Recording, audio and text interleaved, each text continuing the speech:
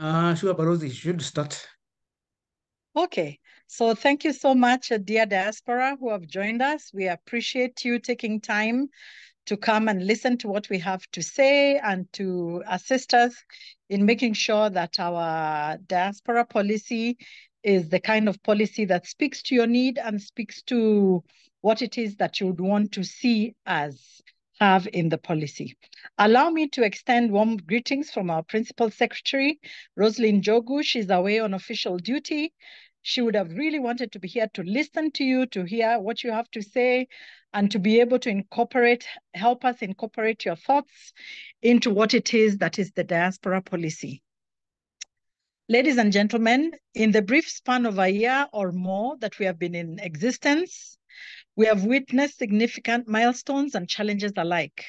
What started as a department in the Ministry of Foreign Affairs then has become this fully fledged, vibrant State Department.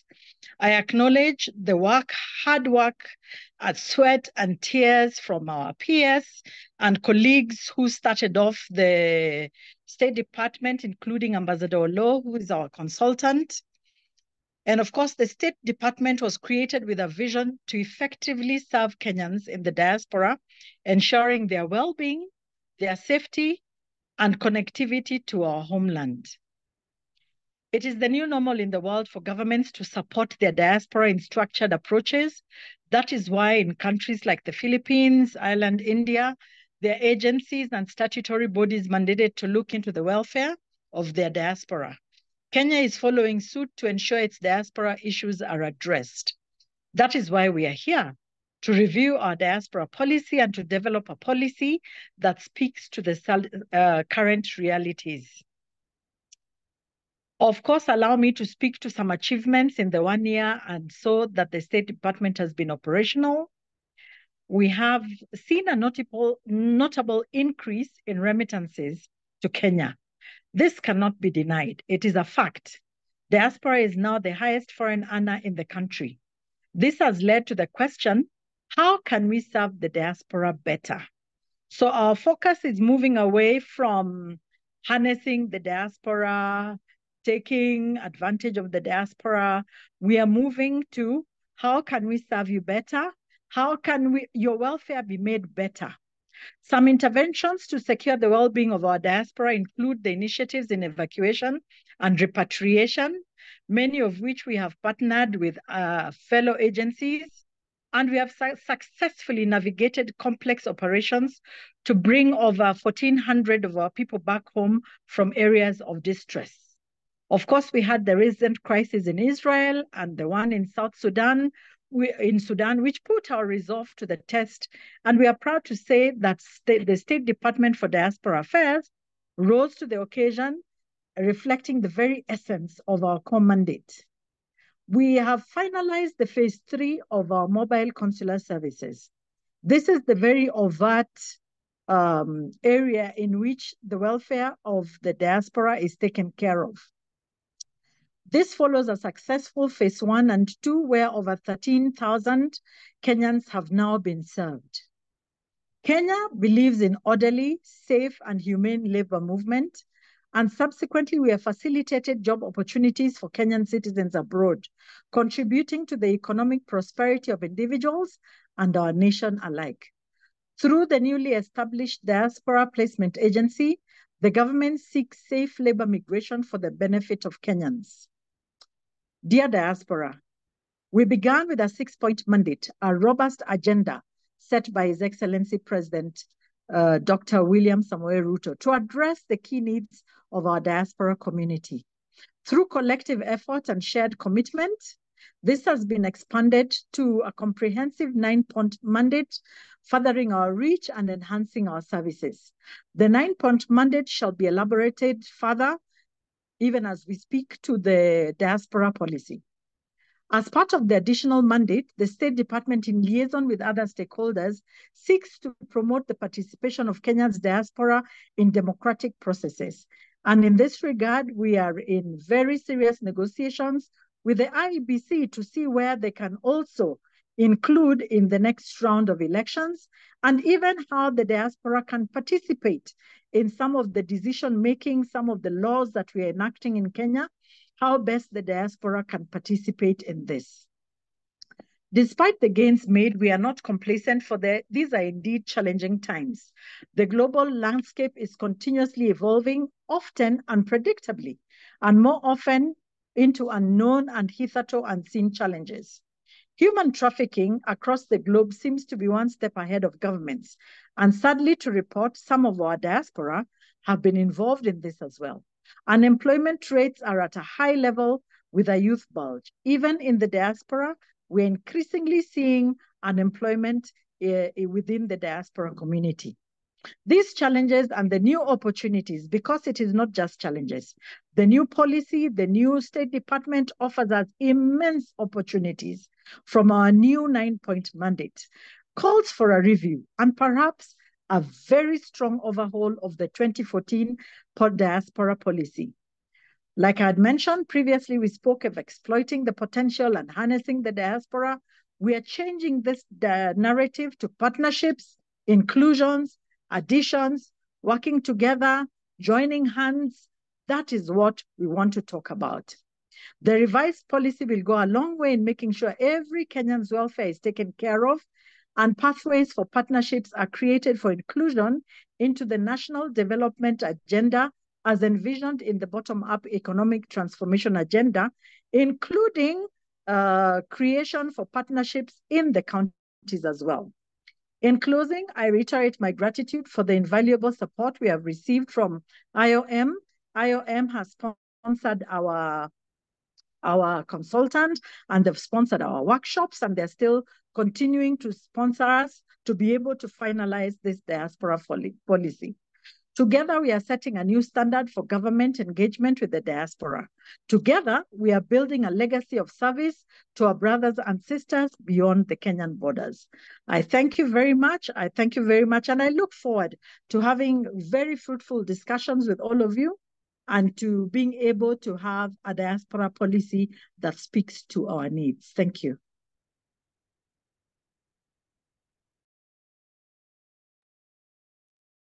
Thank you very much, Barozi Helen, for those good remarks. Let me take the opportunity to thank the diasporians who have joined the meeting. As you recall, in the month of March, April, we administered a questionnaire where we asked the diasporians to give their inputs, and we got overwhelming responses, over 200 responses from diasporians. These comments input have been incorporated into the draft, as you will see during the presentation. And today's meeting is just validation and see whether there's any new input that we can incorporate into the document before launching and printing. That's why you are here. And let me call upon my friend, my colleague, Mr. Maundu, to take us through the draft policy 2024. Welcome, Mr. Maundu. Thank you very much, Director. Thank you, Balozi Helen, for sharing the session, and welcome our esteemed diaspora. I'm going to make a presentation of around 15 to 20 minutes maximum on the draft diaspora policy 2024. And the presentation, the presentation is outlined. As you can see, we are going to cover some background to the policy, look at the policy environment, the strategic positioning, the goal and objectives of the policy, the rationale, some bit of situation analysis, policy areas identified, how the policy will be implemented, and also monitoring and evaluation. And then finally, we will have an interactive session where you will be able to give your views. So just starting with the State Department's 9-point mandate, which all of you, I believe, are aware of. The policy will be conceptualized or is conceptualized around protecting the diaspora, engaging the diaspora, empowering the diaspora, and finally getting the diaspora to prosper. That is the vision that the State Department has and the government has as far as pushing the diaspora agenda is concerned. To the background, we start from a point of appreciating that Kenyans have historically moved to different parts of the world for various reasons, some of which are advanced training, seeking job opportunities, education, and some even for political reasons. And that globally, we've seen that countries have placed diaspora issues at the very center of their policies. And again, the diaspora has become a catalyst of socioeconomic development in countries of origin where they come from, but also in the countries where they are hosted.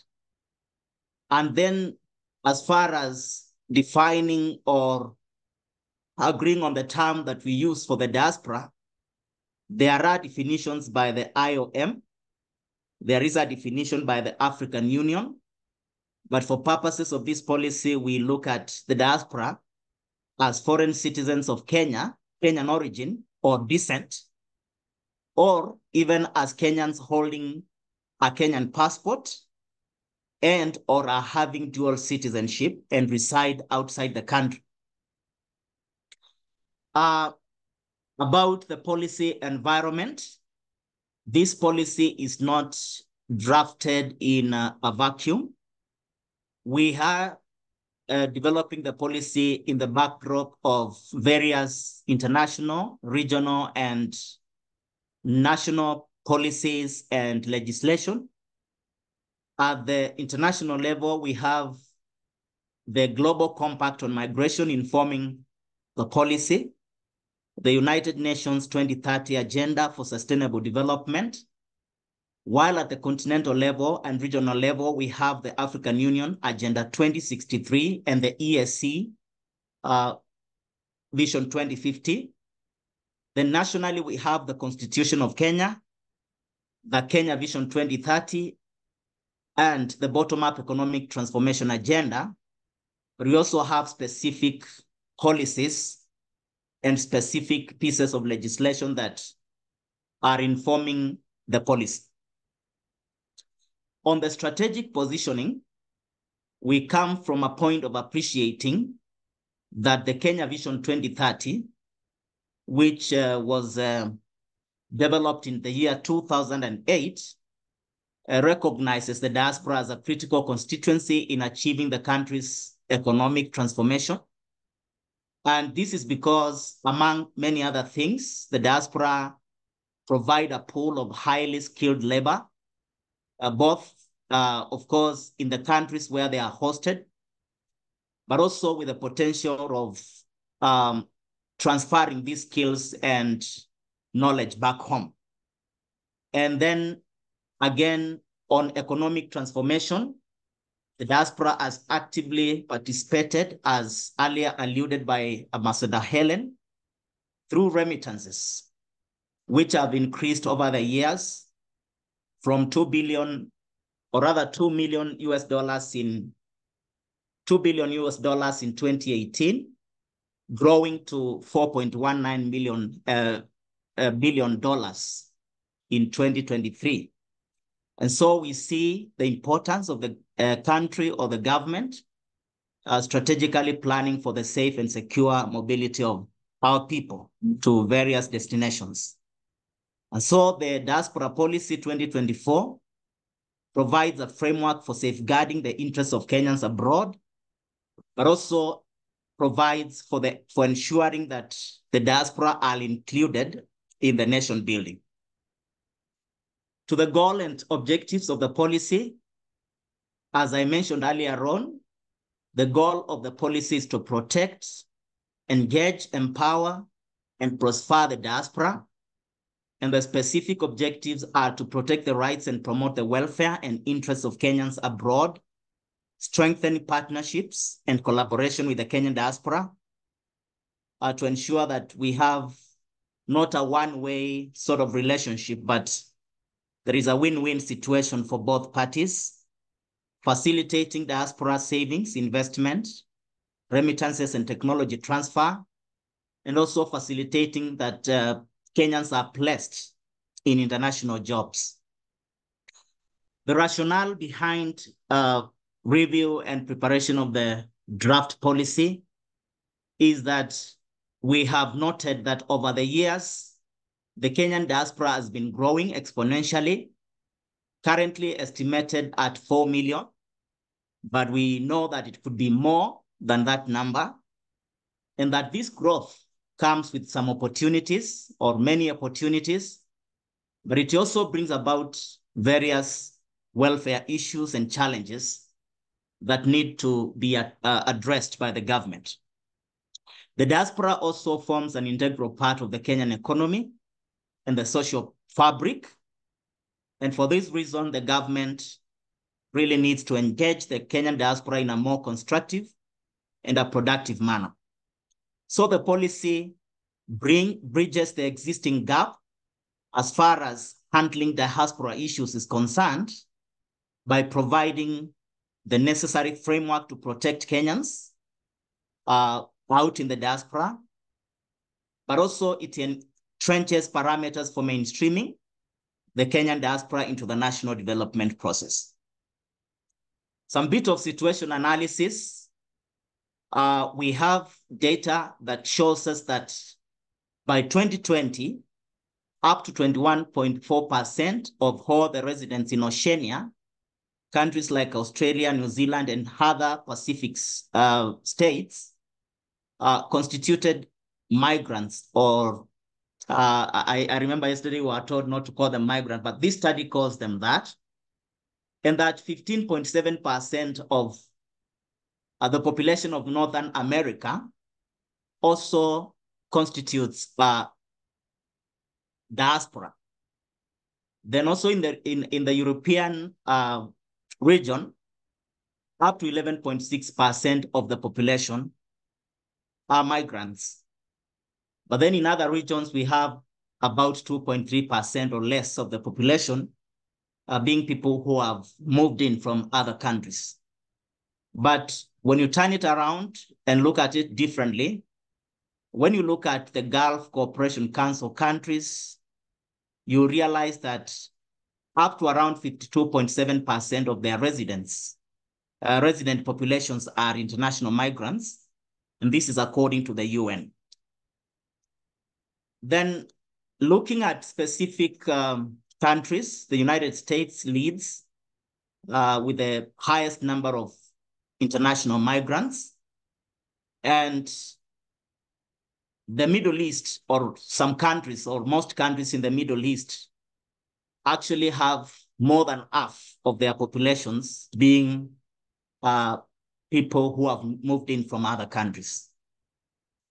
Then in terms of the sources or the origin of the diaspora or migrants, India tops the world with up to 17.9 million international migrants by the year 2020. Then as far as remittances are concerned, we saw a decrease up to around 2020, especially due to coronavirus. But then after that, remittances have continued to increase globally. But for Kenya, of course, 2020 was a different year for us because for some reason, Kenyan remittances increased during that year. As far as the national level is concerned, diaspora remittances have been increasing, as you can see in the graph, from what you see in the orange graph, 2022 to 2023, whereby you can see there is quite a significant increase. And this continues with the first quarter of 2024, showing up to around 25% increase from the previous quarter.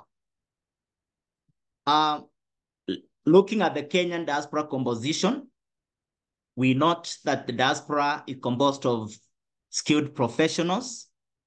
We have labor migrants, family migrants, retirees, students, entrepreneurs, and investors.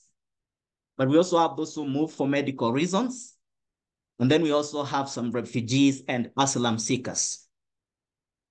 Then the Diaspora Policy 2014 achievements, that is the past, what we have achieved before now coming to the new policy. We have seen evacuations and repatriations of Kenyans from various parts of the world. A case in point being the Sudan evacuation, whereby over 1,170 Kenyans were moved, and we were the first country to actually move our people out of Sudan. We have seen negotiations of bilateral labor agreements, strategic engagements with the diaspora at high level with His Excellency the President, the Deputy President, Cabinet Secretary, and the PS leading such engagements in various parts of the world. We've also had mobile consular services offered, and most of you will attest to the fact that we have reached, if not your city neighboring yours. Then to the Diaspora Policy 2024 achievements, I mean a continuation. We collaborated with the Central Bank to develop the DAO CSD, which enables you now to transact on government securities from the comfort of your phone. We also collaborated in offering pre-departure training to Kenyans departing for various reasons out of the country, and also embraced digitalization of our services to enhance efficiency and to ensure that you are served better. But we also saw gradual increase in diaspora participation in democratic processes, especially participating in general elections, whereby in 2017, diaspora were able to vote in 4 countries. A total of 4,223 of them voted. But in 2022, there was a slightly, or rather an improved performance, whereby 12 countries were covered and up to around 10,000 diaspora were able to vote. Now moving to the challenges that the policy has been able to identify and which inform the policy actions that are identified. Just to mention but some of them, we have had a challenge of non-registration by Kenyans abroad with the diplomatic missions. This interferes or limits the kind of data that we have and the quality of that data. There is fragmented data also on diaspora, different sources with different numbers, but also high remittance costs, which of course hinder remittances to the country or result in people using panya routes, inadequate policy and legal and institutional frameworks. One of the reasons why we are doing the policy or reviewing the earlier one. There is lack of mutual recognition of academic qualifications and certification, and which of course will limit the kind of jobs that our Kenyans get out there, and also access to such employment opportunities. Then we also have this emerging issue of increase in mental health challenges, which of course affects majority of us, including the diaspora. Allow me to move to the policy areas that have been identified. We have 4 policy areas. The first one is rights, welfare, and interest of the diaspora. We also have international job placement for Kenyans, partnerships and engagement with the Kenyan diaspora, and finally, diaspora savings, investments, remittances, and technology transfer. When we break down the first policy area, these are some of the proposed policy actions, which of course are addressing some of the challenges that we raised and are helping us to have better service delivery to the diaspora. Map out the Kenyan diaspora that is in different parts of the world and create a diaspora database. That's one thing that we intend to do in the policy. Come up with an evacuation and repatriation plan. We seek to provide effective and responsive consular services to Kenyans in the diaspora, but also facilitate repatriation and evacuation of distressed Kenyans, and also the mortal remains of Kenyans who pass away while in overseas countries. We also are focused on developing our integration programs that will help diaspora returnees, but also to promote the participation of Kenyan diaspora in democratic processes. I would also mention the establishment of diaspora safe houses in cities with high distress cases, and also developing and implementing a mental action plan to address the mental health issues.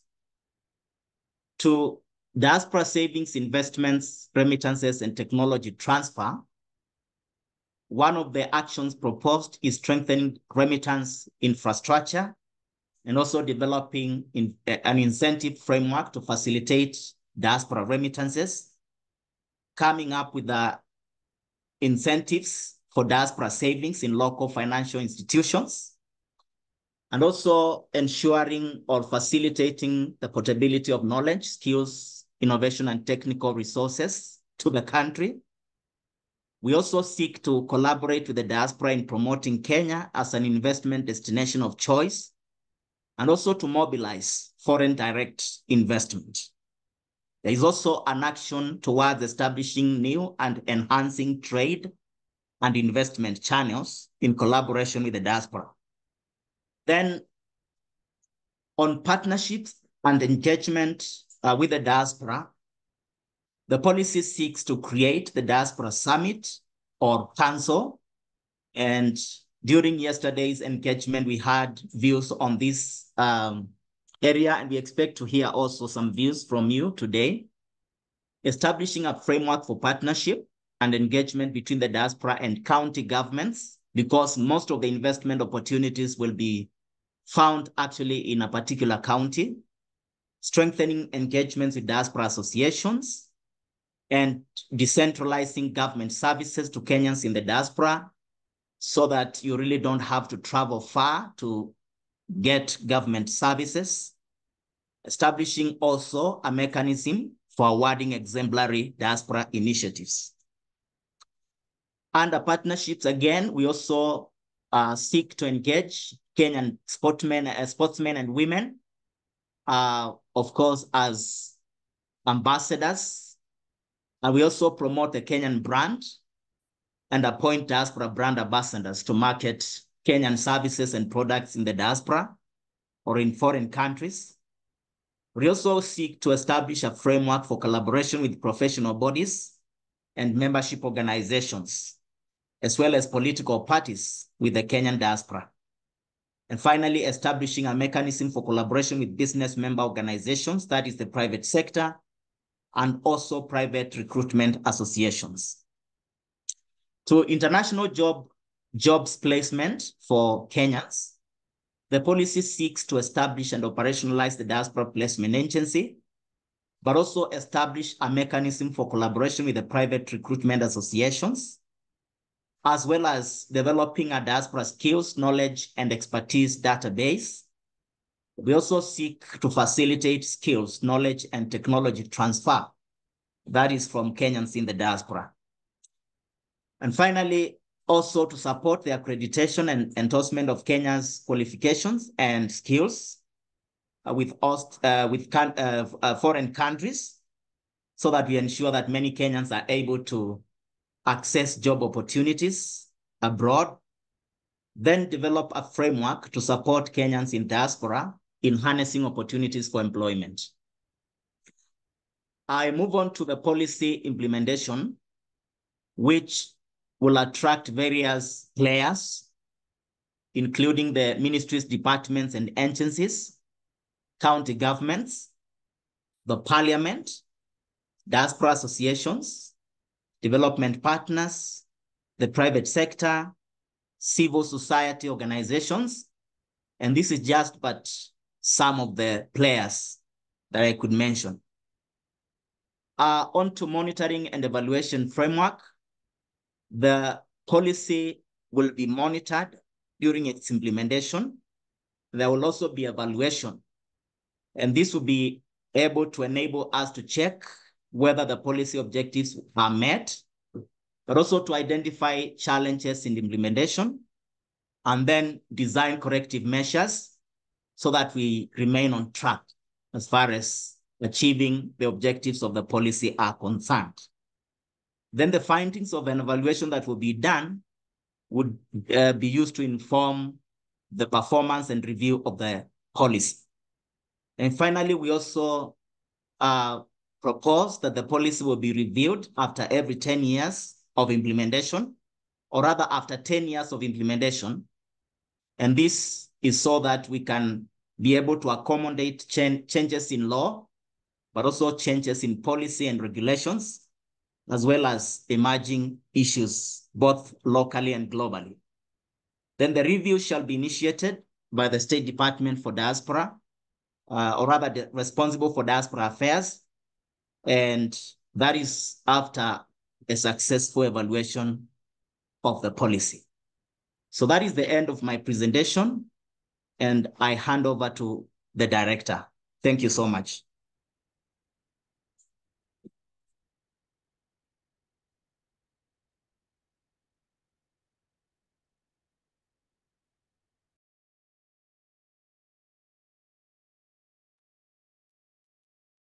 Director? Mr. Moura seems to have left the meeting, or is somewhere. I'm back. I'm back, Okay, Barozi. karibu. I'm sorry for that. Before handing over to the chair, Barozi, I think it's this time to ask Mr. Barozi to have just opening remarks, being our consultant from that organization. I think that's in order, Madam Barozi. Yes, it is. Barozi Olo.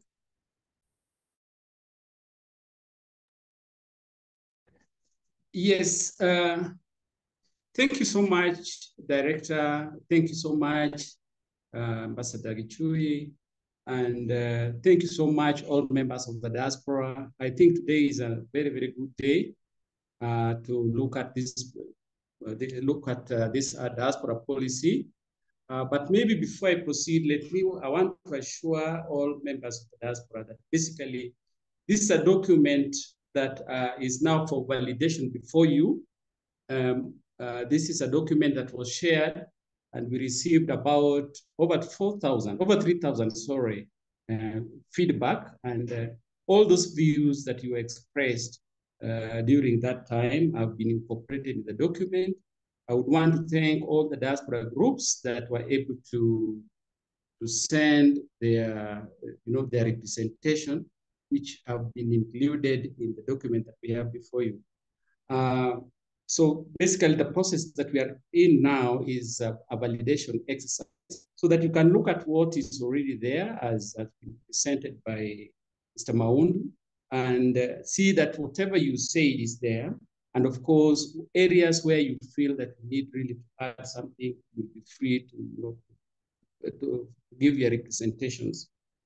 Now, one thing that is very clear is that when the Diaspora Policy 2014 was done, and compared with the time that we are now in, and as the Velos Helen had said, there's been some sort of shift. I mean, changes have happened.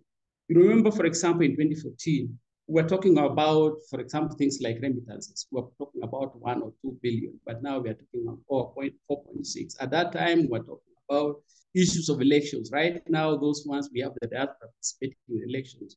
We now talk about how are we going to, it is not what we are getting from the diaspora, but it's how is the government able to, to give something to the diaspora so that there is that prosperity, the whole policy being anchored on what is said, protect, engage, empower, so that there is prosperity. So these changes are some of the changes that the policy has covered, and we would want to request that as we look at it, please give your views so that we are able to move forward. Otherwise, I think at this time, mine would just sit down and listen as you give your views, and maybe later on probably react and give some of the discussions that will be coming up during Q&A. Otherwise, thank you so much, Director. Thank you so much, Ambassador Helen, and for everybody for this meeting. Thank you. I rest my case. Thank you very much, Baruzi. I think at this juncture, let me take back the mic to Baruzi Helen to moderate the meeting, please.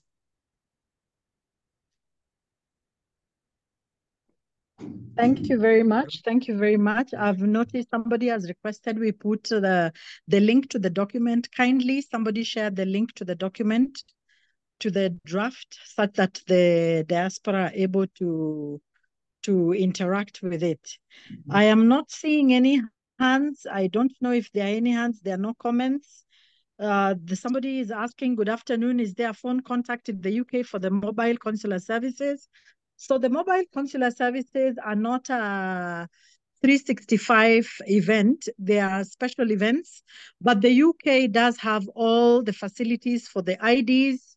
It has the facilities for the passports, and you're able to get all of those from the mission. So the mission is able to give that. Today, we don't seem to have a lot of questions. I'm not seeing any hands. I don't know, colleagues, are you seeing any hands up? Diaspora, this is your time to ask the questions.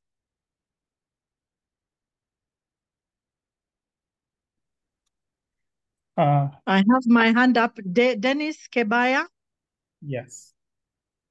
Can you hear me? Yes. Good evening, everyone, all protocols observed. Dennis Kebaya in Canada, based in Halifax, which is the East Coast. My question is in regards to,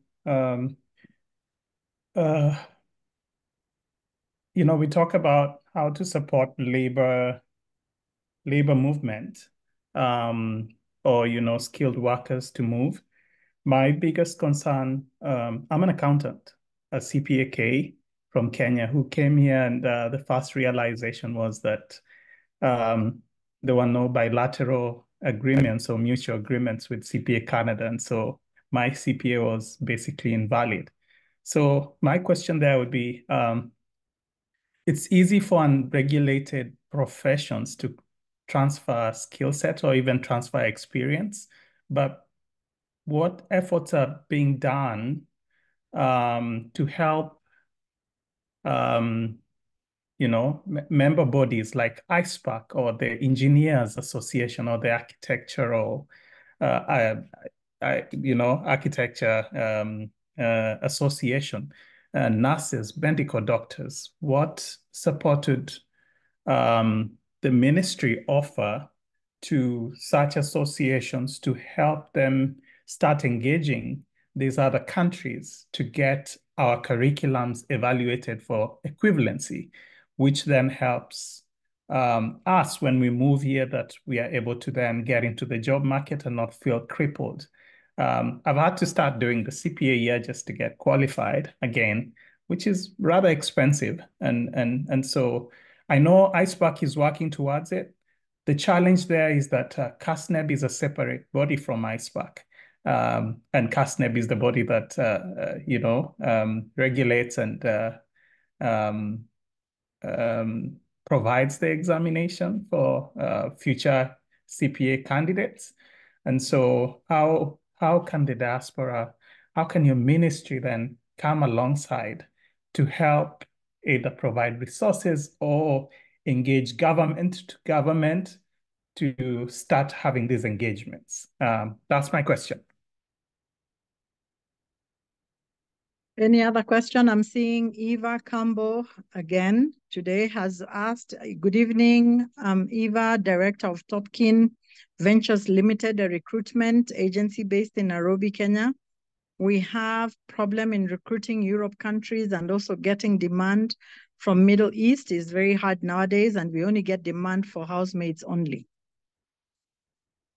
Any other questions? I cannot see any more hands. Is it just the 2 questions from Dennis and Eva? Are there any more? So we take them together.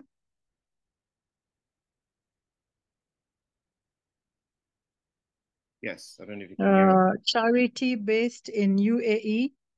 It's good to have DAO up to invest in bonds and treasury bills, but we are facing a challenge after the bill is approved. We are not able to process the payment as the CBK has no link with the diaspora banks. Okay, Charity, on DAO CSD. Andrew Morioki. Andrew, my name is Morioki and was fortunate to meet the Kenya delegation in Atlanta. And we talked about the creative economy. As a Silicon Valley startup, the support I would be looking for is a letter of intent to help startups like mine to obtain funding from private equity in Atlanta. How can we facilitate this assistance for startups in the diaspora to bring jobs and resources to Kenya? Okay, Andrew. I don't think there's any more questions. Ambassador Law, do you want to go ahead?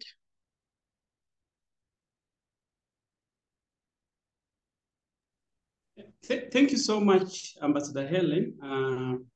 Now, for Dennis Kibaya, the one in Canada, one thing that I think the policy is talking about very strongly is the issue of academic, or not just academic, actually, professional sort of mutual agreement on academic qualifications. And if you look at the presentation that was given by Maundu, I think it was mentioned, and I'm sure most of you have been following the State Department for Diaspora, that the PS was in Canada sometime, she was in Germany, and some of the issues that are being discussed under what is referred to as strategic sort of partnership is the issue of recognition, mutual recognitions of certificates. It is true this has been a problem, especially with our professional cadre who migrate to the diaspora, whereby, they are forced to start where, some of those, their professional qualifications, which of course is expensive, as Dennis said.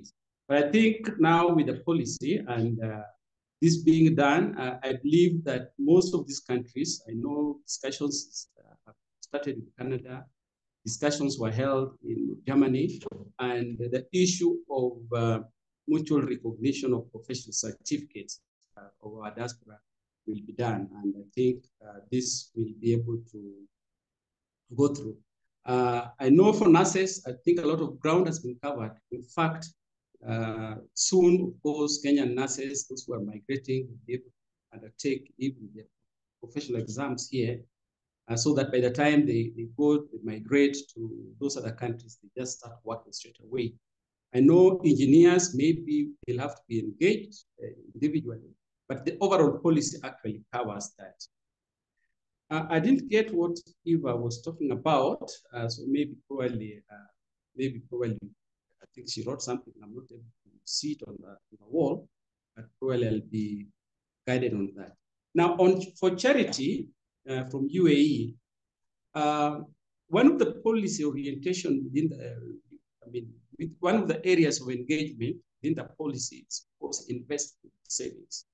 And I know in the previous policy, we had talked of diaspora bonds. And of course, the aim by then was that, can we have projects specifically targeting the diaspora, as other countries have done it, so that they can participate in terms of diaspora bonds? Now, this is something that has been taken up, and the diaspora bonds, I think this time round, they'll be actualized, and the diaspora will be able to buy bonds. And I think specific projects will be identified for these diaspora bonds. And as you also heard, the State Department is working very closely with the CBK And there are these, the door that was mentioned, and I believe the door will be one of those avenues in terms of diaspora getting, investments in treasury bills and treasury bonds. So this is also taken care of, and I believe it's something that will be implemented in the new policy.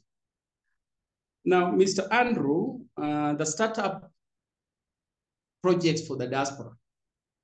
Now, the startup projects, of course, if you look at one of the key stakeholders, the implementers, we have the ministry, the department that deals with micro, small, and medium enterprises. And this is the department that the policy also recognizes. And the policy speaks to the fact that we need to use the diaspora in terms, it is empowering the diaspora, as opposed to the previous one whereby we were on what can the diaspora give us. This time it is what can we give the diaspora so that they prosper. Prosperity both to Kenyans here in the country as well as Kenyans in the diaspora.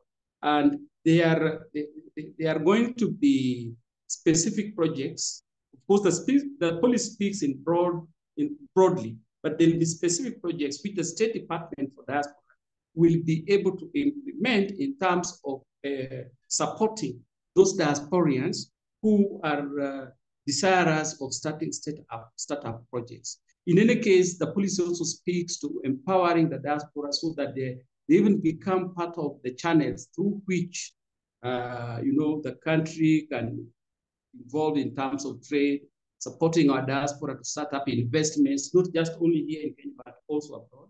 So this is something that the policy speaks to, and I believe it is something that the State Department for Diaspora, once it starts implementing this policy, will be able to come up with programs and activities that will support our diasporians who are abroad to have startup projects.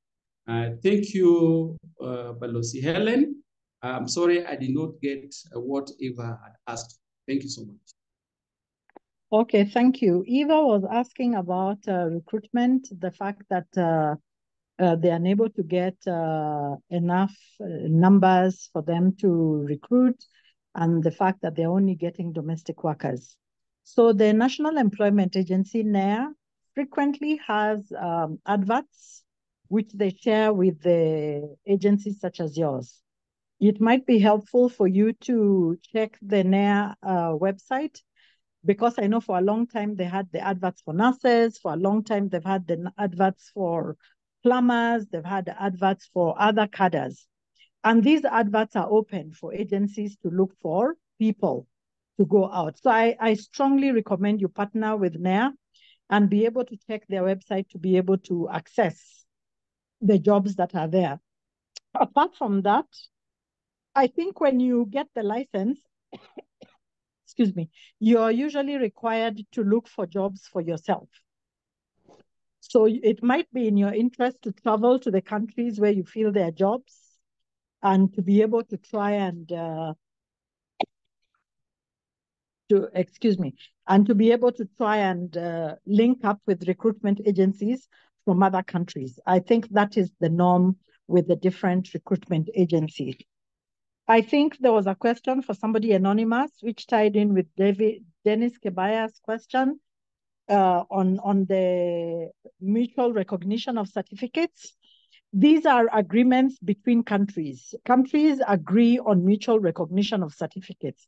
And I think you've had our president lately talking about the recognition of prior learning. This is a negotiation that we're undertaking with several countries for them to be able to accept prior learning, for them to be able to accept that whatever you did prior is valid in their countries. Because some of I think Anonymous was saying they've had to redo some certification. Some of the countries where you have to reduce the certification is because we don't have an agreement of mutual recognition of certificates. But this is an ongoing process. I believe the Ministry of Education is deeply engaged. This is something they're discussing with the US, they are discussing with Canada, they're discussing with the UK, Australia, And a lot of the other countries within Europe, they are actually discussing with the European Union to be able to have several countries at the same time. So this is an ongoing process, and maybe in the not too distant future, we'll be able to get the mutual recognitions, and you will then be able to get the jobs you need, or your certificates will be recognized, and you'll get the kind of recognition that you need in those countries. I think on the DAR CSD, Ambassador Olo has responded, but I see we also have the Stanui online. There's a head, our director Mwaura online, who might be wanting to add something to that. I don't see anybody from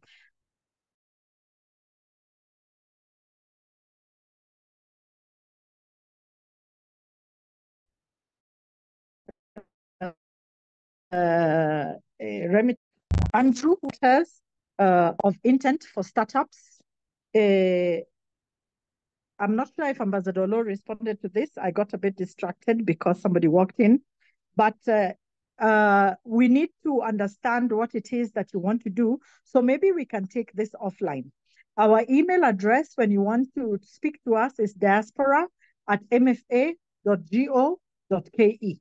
Somebody please put our email address, diaspora@mfa.go.ke. Please send us an email for us to better understand what it is that you want. Because we've also had people requesting for letters that we couldn't do as a state department. I see a few other people have, Mr. Mukile has his hand up. There is Adonis Ben. Us in Middle East, we need government intervention because these agencies, some are exploiting us by making us to provide cheap labor. We need a competitive salary in the Gulf. Then Eva again, let me clarify, it's very hard to get demands or job offers outside as recruiters. For the Kenyans, the only demands we get is replacement for domestic workers in GCC countries. Only other categories are hard to get. Okay, so Mr. Mukile, do you want to go ahead and we'll take all the questions together? Okay, thank you, Balozi. Thank you again for today. I just want to put quickly a section 4.214 developmental partners. I think this policy, we are missing the judiciary factor in this. I remember last year I had a chance to meet the Chief Justice, and we aired our views on how the judiciary will be handling the diaspora, especially the civil cases, that they don't need to travel back home for the hearings. And she promised, even public, she's made a pronouncement that even setting up a diaspora desk and dedicating resources towards it, I think it should also come out in the policy so that the judiciary can also be part and parcel of the policy. Thank you.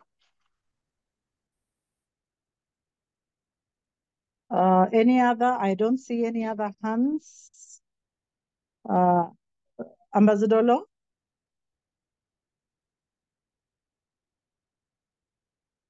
Yeah, thank you so much. And let me thank also Dr. Mukile once again. I'm just looking at 4.12. And I think it is important that, of course, the judiciary is part of the players in this. I can see we had parliament, we had the media. Okay, we shall certainly find space for the judiciary because there are certain things because we will require the intervention of the judiciary. So I think that point is noted. Is noted. Thank you, Balozi. Okay, so just taking the question from Adonis about competitive salaries in the Gulf. I want to believe that before you go, you're normally told how much the salaries are. But having said that, yes, we know that there are some agencies which get Kenyans at a salary much lower than what the other countries offer their nationals. And this has been a conversation that we are having, particularly with the Gulf states, and indicating that we want to have this minimum for Kenyans. The challenge we have with that is that the East African countries do not have the same aspirations as we do. Subsequently, if we agree that they are going to pay 1,200, for example, as a minimum, or 1,500 reals as a minimum in the Saudi, we find that some other countries within East Africa will be taking 700. So our people miss jobs, but it is a conversation. It is a conversation the East African community is having a discussion and saying that we need to have a minimum for the East African community. The idea is not to put ourselves, to put our salaries so high that we are out of the market. But the idea is for us to move together as the East African community such that we all have the same amount and nobody is shortchanging the other. We are all competing at the same level. So this is an ongoing conversation. It is a difficult conversation, but it is an ongoing conversation, and we hope we are going to get a resolution soon enough. Eva had to get jobs. Indeed, it is hard to get jobs, but you recall when you went for the licensing for the recruiters, you are advised that you had to reach out and get these jobs.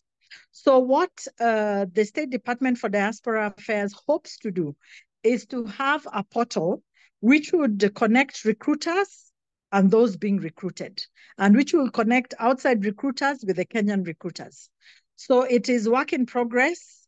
We don't know how soon the portal will be ready, but it is something that we have thought about to try and assist also such that it is not so difficult to get the kind of jobs that you would be looking for. But the obligation in terms of getting jobs for the agents lies with the agents. The agents are supposed to go out there and get the jobs.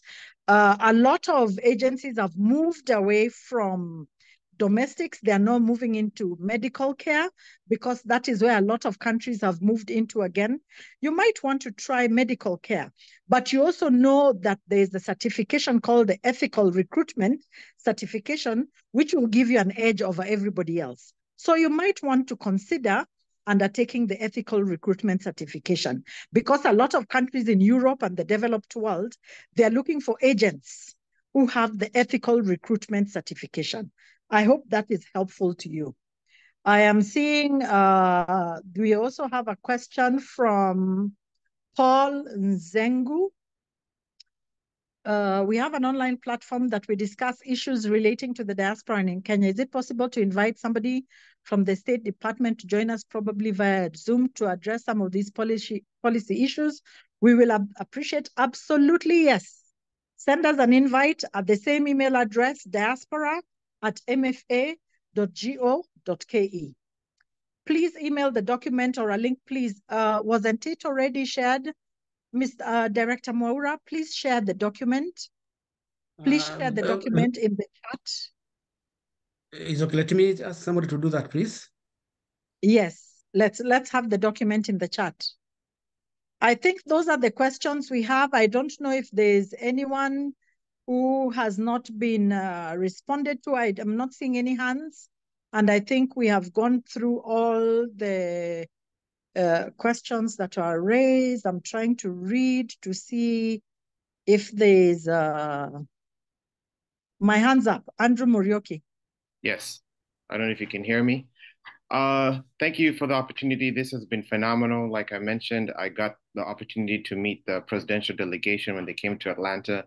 I just wanted to reinforce the question that I asked on how we can work with the government to get letters of intent so that we can obtain funding from private equity, so we can facilitate bringing this esports company to and job opportunities to youth in Kenya.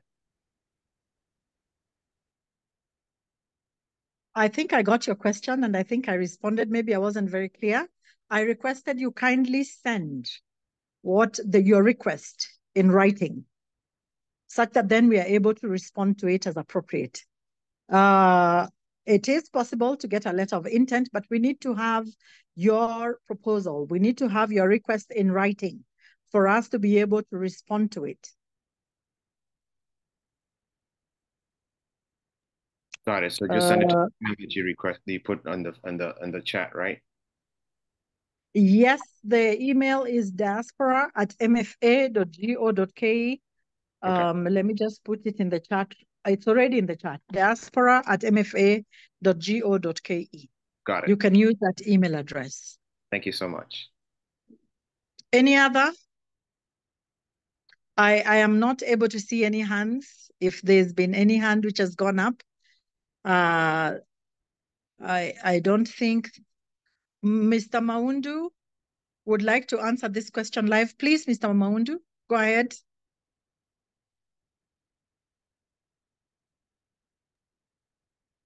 Sorry, Balozi, I'm just trying to share the document, not really to answer a specific question. Unless there's Perhaps you one can put the directed to me. document in the chat. Perhaps you can put the document in the chat. Yeah. All right. Thank you. I want to believe we have answered all the questions and everybody is feeling heard. It's important for you to feel heard. Mr. Maura, the document has been shared in the chat. Mr. Maura, I hand it back over to you. Thank you very much, Barozi Helen, and thank you all the participants for those good comments and inputs. And let me assure you that the comments you have put, and I can quote one, which I think was just forgotten, the mutual recognition for the certificates.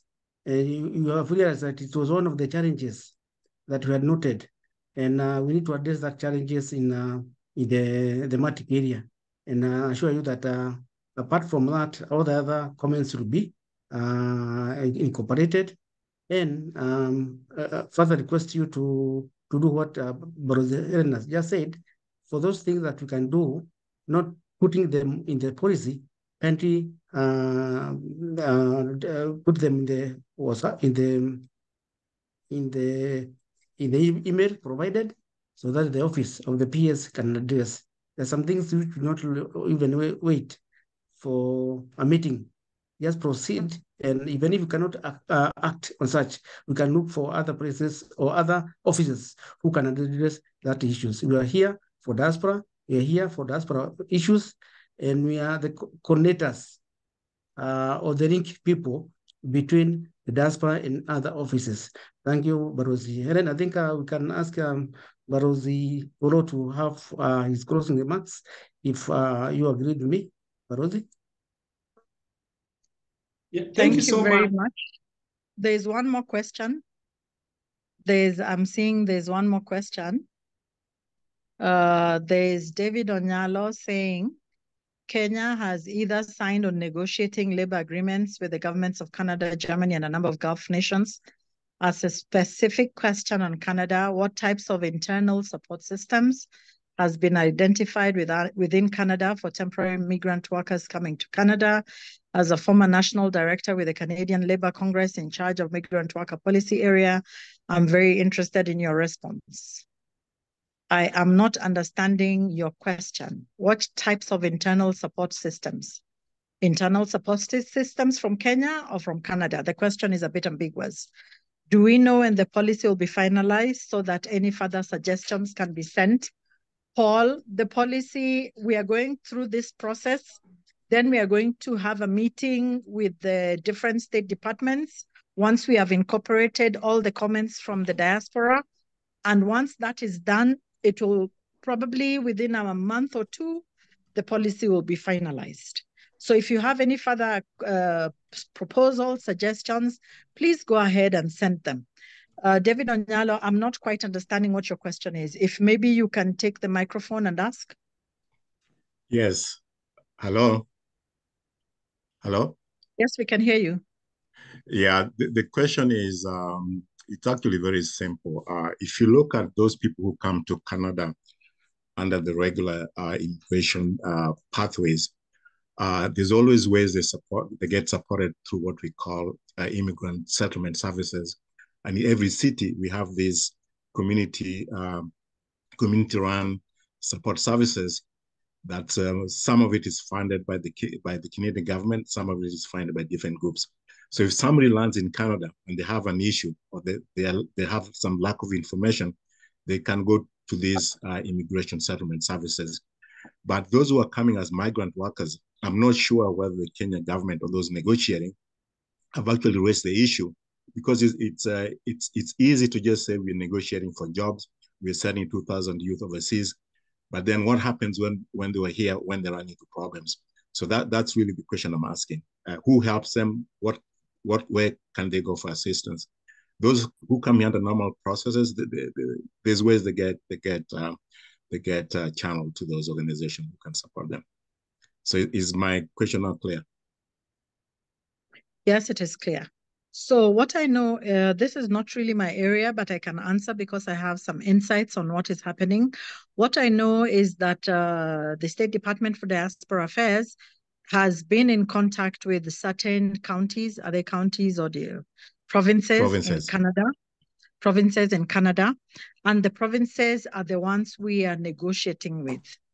They have indicated issues of housing, issues of insurance, issues of jobs. Of course, you go with a job. So, so far, it looks fairly comprehensive from where we sit. But maybe there is something else that we do not know, because what we were negotiating is that when they go, because we were looking at the smaller towns, where then there's availability of housing, there's availability of jobs, and they're able to also be given medical insurance, which is very expensive out there. So I don't know if out of this, there's other services that maybe have not been discussed. I also know that when they land, there was discussions for a 2-week settlement kind of program where they're shown this is the supermarket, this is the hospital. If you need this, this is where you need to go. That was also within the package that was being negotiated. But having said that, you probably have more insights than we do. I would welcome you to send us an email and give us insights such that we try and reach what maybe we are not aware of. We try and negotiate for what we may not be aware of. So we welcome you to please share with us the insights that you are going through. My recommendation is maybe I'd contact the Canadian High Commission here and do like a Zoom call with one of the key people and maybe bring 2 or 3 more people, and then we can have that conversation. Emails alone is not going to do it. Please propose that on an email. It's very difficult for us to work off the Zoom meeting without anything to base us calling. That's why I'm requesting for an email. It will greatly assist us. Yes, thank you very much. Anonymous is asking, Karibu Sana. Anonymous is asking, are there diaspora recruitment agencies in Kenya vetted by MOFA? No, diaspora agencies are vetted by the state, by the National Employment Agency, which is the one mandated to vet. Kenya no longer has a MOFA, Ministry of Foreign Affairs.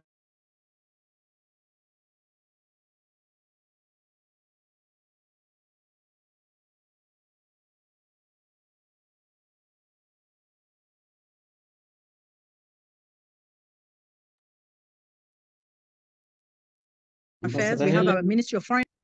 Can you hear me? Can you hear me? We can now hear you. Okay.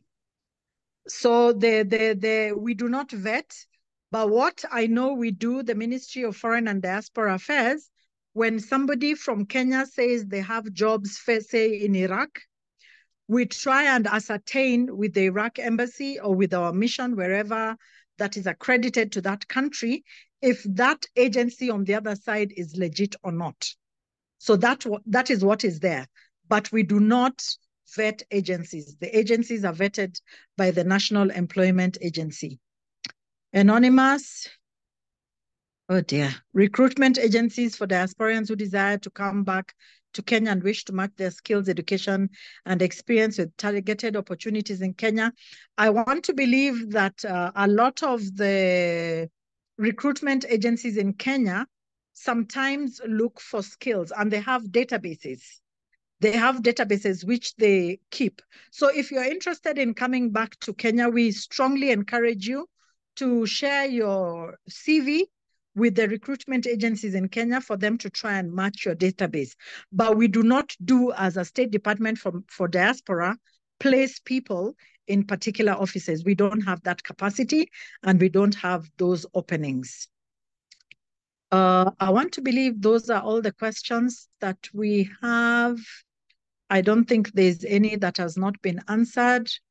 So back to you, Director Moura, and for all our colleagues who are online, please, if there's an issue which was not answered adequately, feel free to jump in. This is your moment to shine. Thank you very much, Barozi. Let me request Barozi Olo to say a word before we close. Barozi Olo. Yeah, thank you so much. Thank you so much, Ambassador Helen. Thank you so much, Director. I think this has been very illuminating. From where I sit, I have seen quite a number of good things that I can see we are going to use to enrich the document. I was also happy to hear old friends like Murioki on the line and David. I think that's very good. Probably what Ambassador Elena said, if you could kindly put these things in writing so that we are able to follow up. Now, basically, as I said before, the new constitution requires that any policy document that comes out is subjected to public participation. And I think this is what we have done. Now we are in the final stage where we are validating the document. We receive representations from different constituencies within the diaspora. And I believe that this has been, these have been included. So maybe now that we have posted it again once on the wall, I would kindly request that we go through it with a fine comb and kindly let us know what you feel and what areas probably that we need to add so that the document that comes up is a document that will be, or you will have ownership within the diaspora, and it's a document that will be addressing some of the issues that have come up. Now, just as I said before, 2014 diaspora policy, and now we have the 2024, things have changed. So I believe that the new policy will be able to address the new paradigms that have changed, and we'll be able to, we'll be able to have a diaspora that is vibrant. And by the way, so far as a country, I believe that the diaspora, our engagement with the diaspora is far much better than most of these countries. We've seen policies from other countries, and we are saying that we are doing very good. And I think that with your participation, this dialogue that we are having, and your representations, we'll be able to improve on the document, and what we shall have as the final one that will be launched, I think will be one that will be addressing some of the concerns, and will be one that will be able to make our diaspora to prosper. Yesterday, the issue of entrenching it came in, and I believe that after it has been launched, there'll be moves to have it, a session of paper, so that is actually entrenched within the constitution. And this will make sure that our engagement in the diaspora is top-notch. I think we want to stop there and look forward to getting more comments and getting more input with a view of, improving what we have at the moment. Thank you so much, Director Moura, and thank you so much, Ambassador Helen.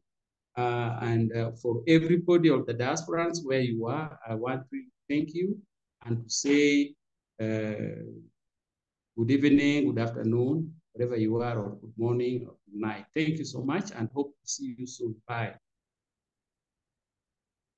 Thank you very much, Barozi. I think the meeting has ended. Thank you very much, and goodbye. God bless.